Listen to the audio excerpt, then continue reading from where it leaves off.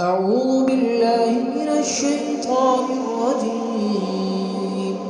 بسم الله الرحمن الرحيم. وضرب الله مثلا قرية كانت آمنة مطمئنة يأتيها رزقها رغدا من كل مكان فكفرت بأنعم الله فأذاقها الله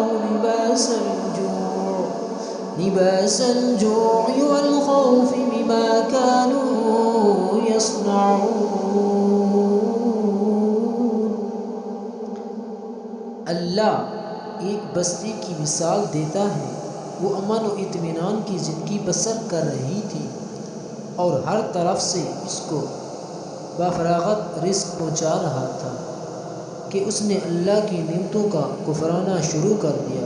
तब अल्लाह ने इसके बाशिंदों को उनके करतूतों का ये मज़ा चखाया कि भूख और खौफ की मुसीबतें उन पर छा